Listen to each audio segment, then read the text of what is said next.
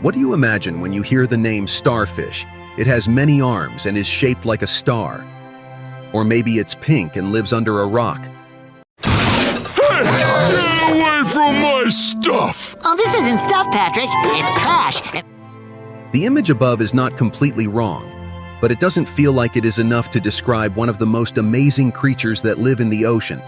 Because this creature not only has a unique shape or an interesting way of life, they are also known as a keystone species, or a key species in a world ecosystem.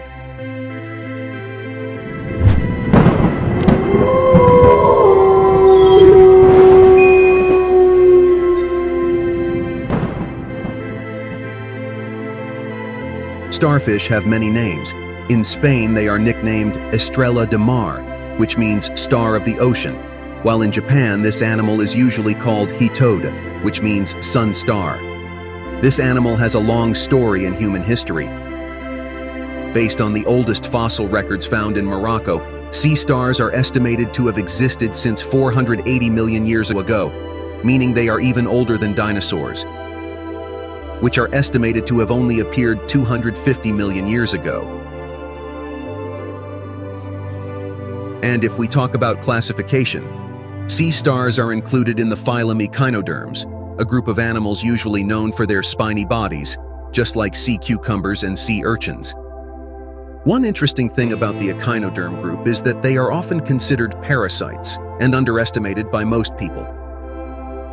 Even though this group has an important role in the ecosystem and is often of high economic value, including sea stars. The coast is clear. Push, SpongeBob! Push!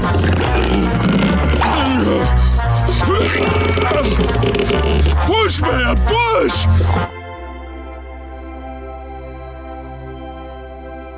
There are at least 2,000 species of starfish throughout the world. They are spread across all oceans, from warm tropical seas to cold polar seas.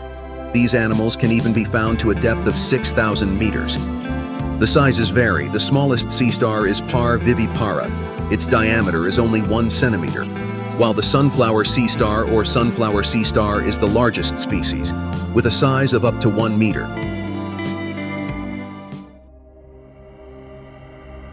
If we talk about shape and physique, sea stars have a very unique appearance.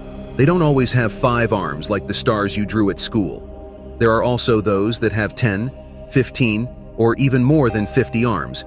For example, Lebidiaster annulatus, or the Antarctic sun starfish, Zrania, the species with the most arms.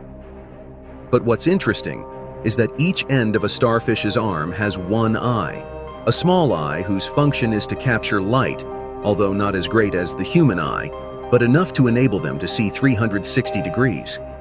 If you look at it at a glance, the number also has small legs shaped like tubes.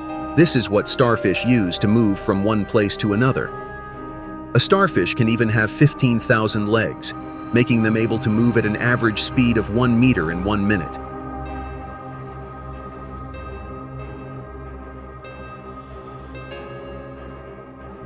One interesting thing about starfish, because they don't have a brain,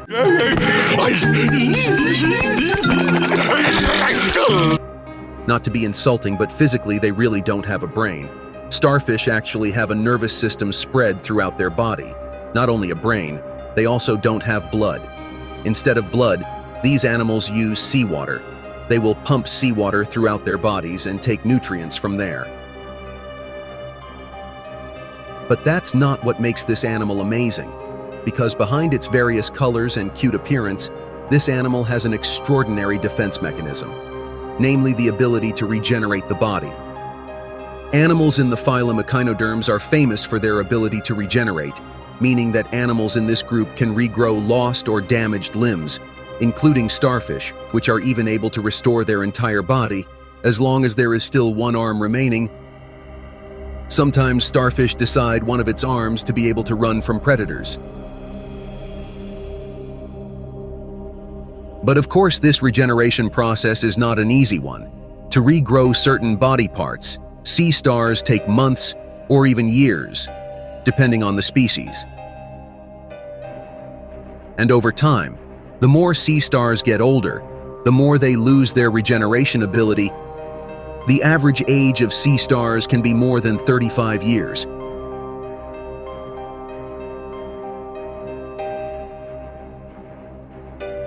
Although some starfish have a scary appearance, they are not dangerous.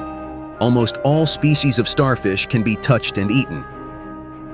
However, there are several species that are known to be poisonous, one of which is Cott's, or crown-of-thorns starfish.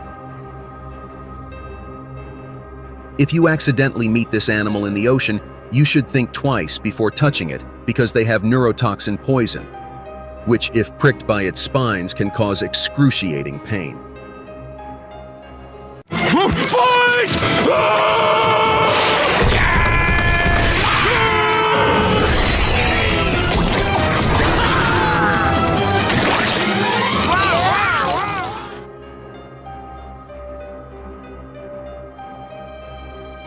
Some people think that starfish are animals that are suitable for decoration. They are often taken from the sea, dried as decoration, or simply used as toys. Even in cultural history, starfish have been used in many ways, especially in Asian countries where they are widely consumed as food. In China, Japan, and Thailand, starfish are also often used as traditional medicine. But interestingly, all of this is not the main role of starfish.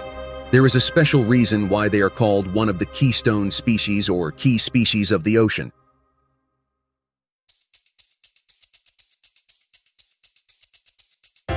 In 1993, a young ecologist named Robert Payne was conducting research on a beach. He went to an inlet, a kind of pool on the edge of the beach, which is usually formed by coral rocks. He also recorded the life in the overdraft, wrote down the names of the species that were there. Then after that, he threw away all the starfish that were in the overdraft and then left. Until 8 years later, he returned to that place and found that the overdraft, it had changed drastically. More than half of the organisms that previously lived there had disappeared, and the place was full of shellfish. The ecologist finally created a theory that out there are several organisms or species whose role cannot be replaced. Their role is so great that their existence is much more important than other species. It could be that they are not the most numerous or the largest in an ecosystem. But if they are removed or lost or extinct, changing life in that place into something completely different. Just as if you took a stone from a curved building, it would inevitably collapse and be destroyed. And this is the origin of a term called Keystone species.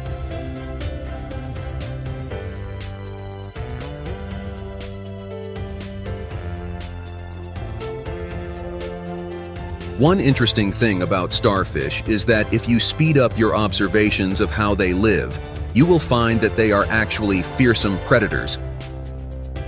Starfish will eat almost anything they can find: fish, shellfish, sea urchins, and especially various kinds of mollusks or other shelled animals.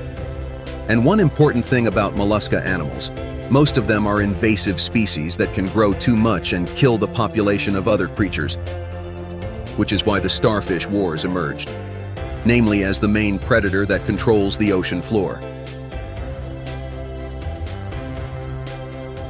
One of the problems that exist in the ocean today, apart from the problem of rising sea levels or the large amount of plastic waste, the problem is the disappearance of kelp forests.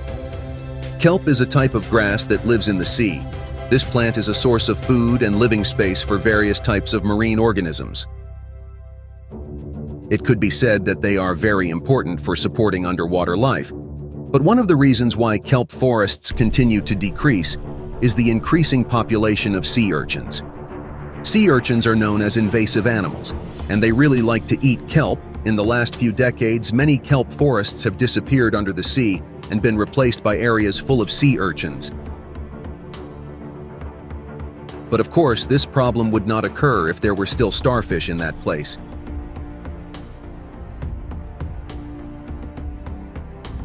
In the end, each organism has its own role, but it turns out that there are several species with a much more important role and they can come in various forms, whether they are reptiles, corpses, fungi, or even those without brains.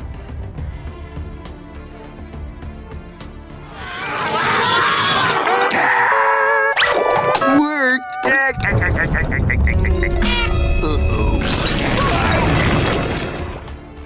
If there is anything you want to add, please write in the comments column.